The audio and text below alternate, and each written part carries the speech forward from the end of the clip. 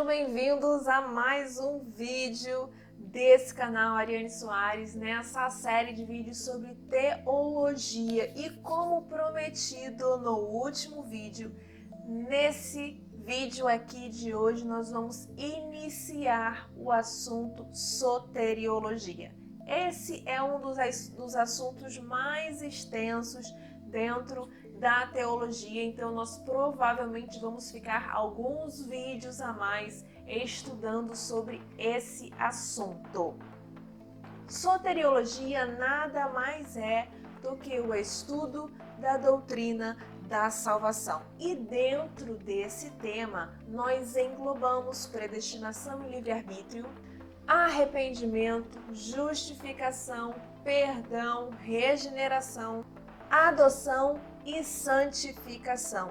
Tudo dentro do campo de estudo da soteriologia, e é sobre tudo isso que nós vamos começar a falar a partir de hoje. Não vamos falar sobre tudo isso nesse vídeo, senão teríamos aqui um vídeo de 2 horas. Não, vamos falar ponto por ponto. Cada vídeo nós vamos analisar um desses objetos de estudo do campo da soteriologia, ok? Primeiro assunto dentro do campo da soteriologia que nós vamos falar é um assunto que causa bastante debate entre estudos bíblicos, entre estudiosos, entre grupo de estudos. Sempre que se estuda os temas predestinação e livre-arbítrio, nós temos pontos de vista, nós temos pessoas que acreditam mais severamente na doutrina da predestinação, outras que acreditam mais severamente na doutrina do livre-arbítrio. Existem essas duas linhas de pensamento dentro da teologia. Todas as duas linhas de pensamento são baseadas em versículos bíblicos, são baseadas na Bíblia Sagrada. E nós vamos falar sobre esses dois temas, um tema de cada vez, não com o objetivo de provar. O meu objetivo não é provar para você que a doutrina A está certa ou que a doutrina B está certa. Eu não vou dizer para você que eu sou calvinista e que eu acredito na predestinação e vou provar para você que a predestinação está correta, e nem vou dizer eu sou arminiana e eu acredito no livre-arbítrio e vou provar para você que a doutrina do livre-arbítrio está certa. Não! Esse não é o meu objetivo definitivamente. O que eu quero trazer para você é falar sobre os dois temas e trazer as referências bíblicas sobre os dois temas, e aí sim, no final, a maneira como eu, Ariane Soares, particularmente interpreto esses dois assuntos. Então hoje nós vamos falar somente, mesmo porque já se foram aqui vários minutos de vídeo e eu não quero me estender demais, nós vamos falar hoje só sobre predestinação e algumas referências que são utilizadas para defender a doutrina da predestinação, ok? Nós temos duas referências bíblicas das quais a doutrina da predestinação se firma, se baseia. Uma delas está em João capítulo 17, versículo 12, que vai nos dizer assim: nenhum deles se perdeu, senão o filho da perdição. Esse versículo traz referência a Judas. Judas estava predestinado a trair Jesus? That's the question. A questão aqui não é se Judas estava predestinado a trair Jesus, mesmo porque se a gente levar a sério o termo predestinação ao pé da letra, nós acreditamos em destinos, né? É como se nós acreditássemos que o nosso destino está traçado e não importa o que a gente faça, temos um destino traçado até o final dos nossos dias. Não é bem assim que as coisas funcionam. Falar de predestinação realmente não é um assunto simples, mas a questão aqui, quando a Bíblia fala sobre essa questão de Judas ter sido predestinado, sobre essa questão de Judas já estar predestinado à perdição, uma coisa precisa ficar clara. Depois que Judas traiu Jesus, que ele vendeu Jesus por 30 moedas, ele sentiu remorso pelo que ele fez. Ele viu que o que ele fez não foi uma boa coisa. Ele viu, ele percebeu, ele caiu em si que ele tinha cometido a maior burrada da vida dele. E o que ele fez em seguida? Ele voltou lá para os sacerdotes e devolveu o dinheiro. Ele não queria aquele dinheiro, porque aquele dinheiro era um dinheiro de sangue, era um preço de sangue, ele não queria mais. E aí é que está a grande diferença. Se Judas devolve o dinheiro, e agora nós vamos falar sobre alegorias, ok? Sobre se e se, coisas que não aconteceram, mas e se tivesse acontecido? Judas, ele perfeitamente teria ganhado o perdão do Senhor caso ele se arrependesse. Se Judas se arrependesse, se voltasse atrás e pedisse perdão ao Senhor, pedisse perdão ao Mestre pelo que ele fez, ele alcançaria perdão. Nós vemos que Pedro alcançou o perdão. Pedro negou Jesus por 3 vezes e Pedro alcançou o perdão do Mestre. Judas não alcançou o perdão do Mestre porque ele não pediu perdão.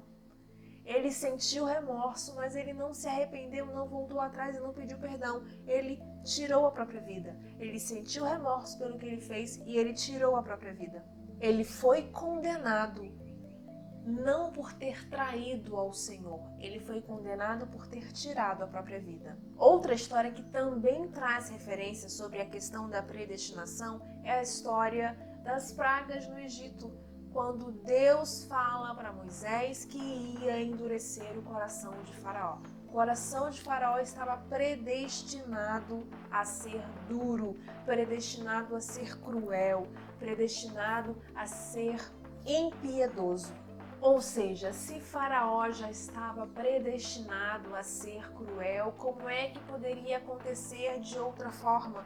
Como é que Faraó poderia liberar o povo com o primeiro pedido de Moisés se ele já estava predestinado a ter um coração endurecido, se ele já estava predestinado a passar pelas 10 pragas?